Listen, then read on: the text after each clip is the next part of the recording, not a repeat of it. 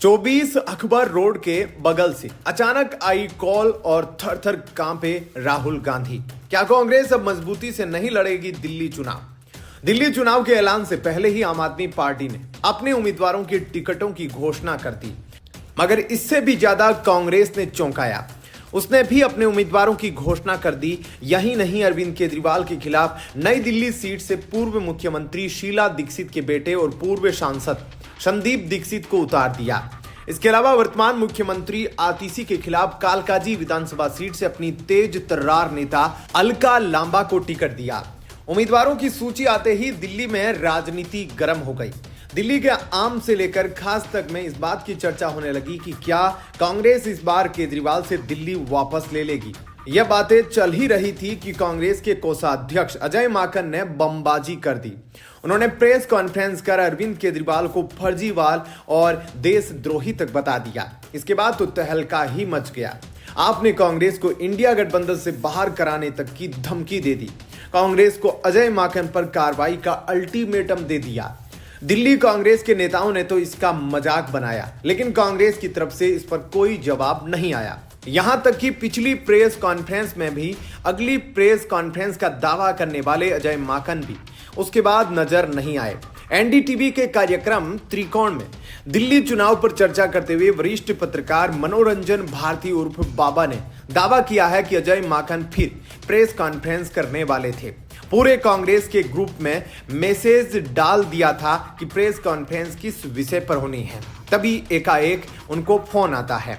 Phone Congress आलाकमान का आता है और वो फोन 24 अकबर रोड के बगल से ही आता है। उनसे कहा जाता है कि आप इसको मत कीजिए। बाबा ने बात को आगे बढ़ाते हुए कहा कि दरअसल अरविंद केजरीवाल ने एक रास्ता खोल रखा है, अलग से बैकडोर। इसमें वो अखिलेश यादव के टच में हैं, वो ममता बनर्जी के टच में हैं, वो इंडिया गठबंधन के तमाम नेताओं के टच में हैं और कांग्रेस पर दबाव बना रहे हैं। दिल्ली की कांग्रेस लीडरशिप केजरीवाल को पसंद नहीं करती। हालांकि केंद्रीय स्तर पर बहुत चीजें देखी जा रही है। कांग्रेस अपने वोट बैंक को वापस पाना चाहती है। आज भी दिल्ली के लोग शीला दीक्षित के काम को याद करते हैं। इस बार कांग्रेस के पास अच्छा मौका था, मगर केजरीवाल फिलहाल तो कांग्रेस को बैकफुट पर लेकर आ गए हैं। देखना है आगे चुनाव में कांग्रेस क्या रुख अपनाती है। वहीं दिल्ली विधानसभा चुनाव में अब सिर्फ 25 दिन बचे हैं। सभी 70 विधानसभा सीटों के लिए एक ही दिन 5 फरवरी को वोटिंग होनी है। नतीजे 8 फरवरी को आएंगे। तब यह साफ हो जाएगा कि आम आदमी पार्टी को दिल्ली की जनता तीसरी बार सत्ता में वापस लाती है या त्रिकोणीय मुकाबले में फंसी आपका बेड़ा गर्क होता है। इंडिया ब्लॉक में पड़ी फूट और कांग्रेस के भाजपा की तरह आम आदमी पार्टी का दुश्मन बन जाने के कारण अरविंद केजरीवाल की राह आसान नहीं दिख रही। इस परेशानी को केजरीवाल भी भली भांति समझ रहे हैं। केजरीवाल की झटपटाहट उनके बोल वचन से भी जाहिर होती है। क्या कुछ कहना है आपका इस खबर पर? कमेंट सेक्शन में अपनी राय जरूर बताएं। साथ ही वीडियो को लाइक शेयर जरूर कीजिएगा। धन्यवाद। जय हिंद। भारतीय जनता पार्टी ने दिल्ली विधानसभा चुनाव को लेकर शनिवार रात उम्मीदवारों की दूसरी लिस्ट जारी की थी। इसमें करावल नगर सीट से पार्टी ने मौजूदा विधायक का टिकट काटकर कपिल मिश्रा पर भरोसा जताया। हालांकि बीजेपी नेतृत्व के इस फैसले का विरोध शुरू हो गया है। करावल नगर सीट से मौजूदा विधायक मोहन सिंह बिष्ट ने इस फैसले पर अपनी नाराजगी जताई। उन्होंने कहा कि पार्टी ने यह बड़ी गलती की है। इतना ही नहीं, बीजेपी विधायक ने इसी सीट से दावेदारी का ऐलान भी किया। हालांकि अब बीजेपी ने उन्हें मना लिया और मुस्तफाबाद से उम्मीदवार बनाया है। लेकिन इसी बीच बीजेपी को एक और बहुत बड़ी खुशखबरी मिली है। दिल्ली विधानसभा चुनाव पर आए पहले सर्वे में जो भविष्यवाणी की गई है वह आपकी चिंता बढ़ा सकती है। तो भाजपा के लिए खुशखबरी है। 3 फैक्टर्स पर किए गए सर्वे में 2 में भाजपा सत्ता के बेहद करीब या बहुमत से आगे दिख रही है। टाइम्स नाउ जेवीसी पोल में आप और भाजपा के बीच बेहद करीबी मुकाबले की भविष्यवाणी की गई है। पिछले 2 विधानसभा चुनावों में 70 में से 67 और फिर 62 सीटें जीतने वाली अरविंद केजरीवाल की पार्टी को इस बार भारी नुकसान होता दिख रहा है। सर्वे में महिला वोटर्स को किए गए वादे और मुफ्त सुविधाओं को फैक्टर बनाते हुए 3 परिस्थितियों को भांपने की कोशिश की गई है। इनमें से 2 में आपकी मुश्किलें बढ़ती दिख रही है। सर्वे में दिखाया गया है कि यदि भाजपा महिला वोटर्स और मुफ्त के वादों पर केजरीवाल की तरह दांव नहीं लगाती है तो आप आसानी से जीत दर्ज कर लेगी। लेकिन यदि आपकी तरह भाजपा ने भी मुफ्त और लाडली बहना जैसी स्कीम का ऐलान किया जो कि लगभग तय है तो मुकाबला बेहद करीबी रहेगा। वहीं सर्वे में यह भी भविष्यवाणी की गई है कि कांग्रेस ने अपने वादों पर जोर दिया और 7% से अधिक वोट हासिल किए तो भाजपा को इसका सीधा फायदा होगा और भगवा दल सरकार बना सकती है। भाजपा ने अभी महिलाओं के लिए सहायता राशि का आधिकारिक तौर पर वादा नहीं किया है, जबकि आम आदमी पार्टी ने चुनाव बाद मासिक 2100 रुपए देने का ऐलान किया है। टाइम्स नाउ जेबीसी पोल के मुताबिक इस परिस्थिति में आम आदमी पार्टी को 55% महिला वोट मिल सकते हैं, वहीं भाजपा को 39%, कांग्रेस को 5% और अन्य को 1% महिला वोटर्स का लाभ साथ मिल सकता है। इस परिस्थिति में आम आदमी पार्टी को महिला और पुरुष वोटर से करीब 51.30 लाख वोट यानी 51.20% वोट मिल सकते हैं।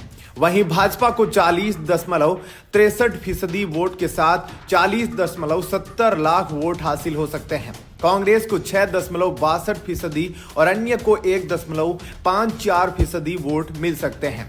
सीटों की बात की जाए तो आम आदमी पार्टी को 56 से 60 सीटें मिल सकती है, जबकि भाजपा 10 से 14 पर सिमट सकती है। वहीं कांग्रेस का खाता खुलता नहीं दिख रहा। हालांकि इस परिस्थिति की संभावना कम है, क्योंकि भाजपा पहले ही इशारा कर चुकी है कि वह जहां दिल्ली में पहले जारी मुफ्त की योजनाओं को चालू रखेगी तो महिलाओं के लिए भी सहायता राशि की घोषणा की जाएगी। इसके अलावा पार्टी 300 यूनिट मुफ्त बिजली जैसे वादे भी कर सकती है।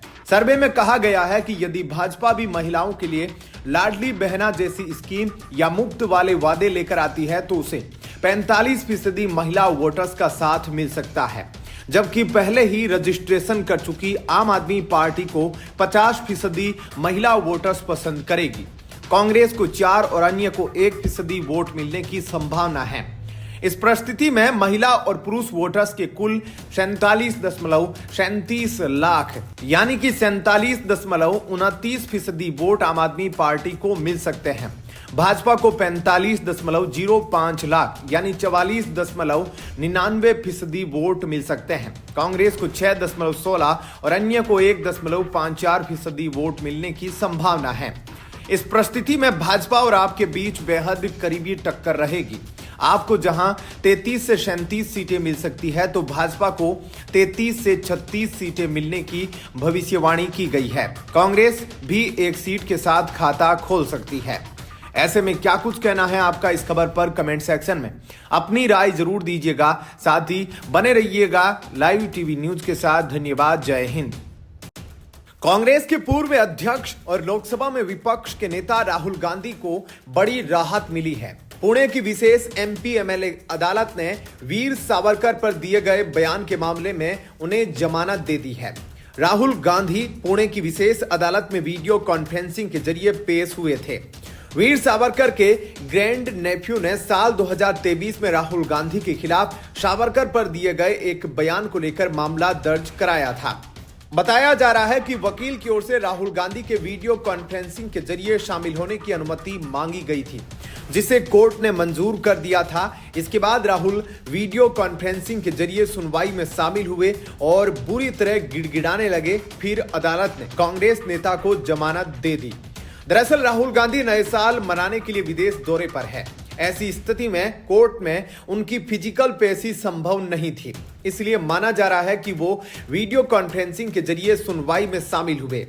गांधी ने अपने भाषण में स्वतंत्रता सेनानी द्वारा लिखी गई एक किताब का हवाला देते हुए उन पर कुछ टिप्पणियां की थी। दूसरी ओर से यूपी के सुल्तानपुर में भी रायबरेली से सांसद राहुल गांधी से संबंधित मानहानि मामले की शुक्रवार को सुनवाई होनी थी, लेकिन अधिवक्ताओं की हड़ताल के चलते यह टल गई। हड़ताल के कारण सांसद विधायक के लिए विशेष अदालत के मजिस्ट्रेट शुभम वर्मा ने मामले की अगली सुनवाई के लिए 22 जनवरी की तारीख तय की। एक बीजेपी नेता विजय मिश्रा ने साल 2018 में राहुल गांधी के खिलाफ मानहानि का परिवाद सांसद विधायक एमपी एमएलए अदालत में दर्ज कराया था। उन्होंने आरोप लगाया था कि कर्नाटक चुनाव के दौरान राहुल गांधी ने अभद्र टिप्पणी की थी, जिससे वे आहत हुए थे। अदालत में 5 साल तक लंबी प्रक्रिया चली, राहुल गांधी हाजिर नहीं हुए तो दिसंबर 2023 में तत्कालीन न्यायाधीश ने वारंट जारी कर उन्हें तलब किया था। तब फरवरी 2024 को राहुल गांधी अदालत में पेश हुए थे। राहुल गांधी ने ब्रिटेन में वीर सावरकर के हिंदुत्व को लेकर बयान दिया था। इस बयान में उन्होंने सावरकर के हिंदुत्व पर टिप्पणी की थी और कहा था कि इसके बारे में सावरकर ने किताब में भी लिखा है। लेकिन सावरकर के परिवार के मुताबिक यह बात जो राहुल गांधी ने कही थी वह गलत थी, जिसके बाद सावरकर के ग्रैंड नेफ्यू सात्यकी सावरकर ने पुणे की एक अदालत में अपील की और आज अदालत में 25,000 रुपए के निजी मुचलके पर कांग्रेस नेता राहुल गांधी को जमानत दी गई। कोर्ट ने राहुल गांधी को हिदायत दी है कि जब तक यह मामला चल रहा है राहुल गांधी सावरकर पर कोई बयान न दे। यह मामला सावरकर के पोते की शिकायत पर दर्ज किया गया था और मार्च 2023 में लंदन में गांधी द्वारा दिए गए भाषण से संबंधित है। गांधी ने अपने भाषण में स्वतंत्रता सेनानी द्वारा लिखी गई एक किताब का हवाला देते हुए उन पर कुछ टिप्पणियां की थी। क्या कुछ कहना है आपका इस खबर पर कमेंट सेक्शन में अपनी राय जरूर बताइएगा। बने रहिए लाइव टीवी न्यूज के साथ। धन्यवाद। जय हिंद। पापी चंद्रशेखर रावण ने मौलाना के साथ मिलकर महाकुंभ पर नीच हरकत कर दी। महाकुंभ 2025 के आयोजन को लेकर नेताओं और संतों की तरफ से बयानबाजी जारी है। नगीना सांसद और आजाद समाज पार्टी कांसीराम के राष्ट्रीय अध्यक्ष चंद्रशेखर आजाद के मौलाना जैसे महाकुंभ पर दिए गए बयान को लेकर भारी नाराजगी है। नगीना सांसद के बयान पर योगी के मंत्री दिनेश प्रताप सिंह ने पलटवार किया है। यूपी सरकार के मंत्री दिनेश प्रताप सिंह ने चंद्रशेखर आजाद की तुलना कोवा से की है। बीजेपी नेता दिनेश प्रताप सिंह ने कहा, कुंभ पर चंद्रशेखर आजाद का बयान कोवा के समान है। जहां कुंभ पर हर तरफ कोयल सी अच्छी आवाज आ रही है, इस कुंभ पर चंद्रशेखर आजाद ऐसे बोल रहे हैं जैसे किसी बाग में कौवा बोल रहा हो। बता दें कि नगीना सांसद चंद्रशेखर आजाद ने कहा था कि महाकुंभ में वही लोग जाएंगे जिन्होंने पाप किए हैं। उन्होंने कहा कि कुंभ मेले में वही लोग जाएंगे जिन्होंने पाप किए हैं, लेकिन क्या कोई यह बताता है कि कोई पाप कब करता है? नगीना सांसद के इस बयान को लेकर संतों में भी नाराजगी है। वहीं चंद्रशेखर आजाद के इस बयान पर बीजेपी भड़क गई है। बीजेपी का कहना है कि पाप चंद्रशेखर आजाद के दिमाग में भरा है। चंद्रशेखर के बयान पर जहां बीजेपी हमलावर है तो दूसरी ओर समाजवादी पार्टी ने भी उनके बयान की आलोचना की है। समाजवादी पार्टी के नेता उदयवीर सिंह ने कहा कि वो चंद्रशेखर आजाद के बयान से इत्तेफाक नहीं रखते हैं। कुंभ में आस्थावान लोग पुण्य कमाने जाते हैं। इससे पहले महाकुंभ को लेकर ऑल इंडिया मुस्लिम जमात के अध्यक्ष मौलाना शहाबुद्दीन रजवी ने भी बयान दिया था। मौलाना शहाबुद्दीन ने कहा था कि वक्फ बोर्ड की 55 बीघा जमीन पर कुंभ मेला लगाया जा रहा है। मुस्लिम समाज ने एतराज नहीं दिखाया, बड़ा दिल दिखाया और दूसरी ओर बाबाओं ने कुंभ मेले में मुसलमानों के आने पर प्रतिबंध लगा दिया। आपको बता दें कि बीते दिनों रिपब्लिक मीडिया नेटवर्क के महाकुंभ सम्मेलन में वक्फ बोर्ड से जुड़े सवाल के जवाब में सीएम योगी ने कहा, मैं कभी कभी आश्चर्य होता हूं कि यह वक्फ बोर्ड है या कोई भू माफिया बोर्ड बन गया है, मगर याद रखना एक एक इंच जमीन हम वापस लेंगे। उन्होंने यह भी बताया कि उत्तर प्रदेश वक्फ अधिनियम में संशोधन किया गया है। साथ ही उनका कहना है कि महाकुंभ क्षेत्र में मुसलमानों की दुकान और स्टॉल लगाने की भी मनाही की गई है। यह पूरी तरह से गलत है। जैसा वक्फ अपनी जमीन को लेकर कोई आपत्ति नहीं कर रहा, वहीं उन्हें ऐसे मुसलमानों को भी मेला क्षेत्र में दुकान लगाने देनी चाहिए। वहीं इस पर साधु संतों ने नाराजगी व्यक्त की है। महाकुंभ में धर्मांतरण को लेकर मौलाना रजवी के बयान पर साधु संतों ने पलटवार किया है।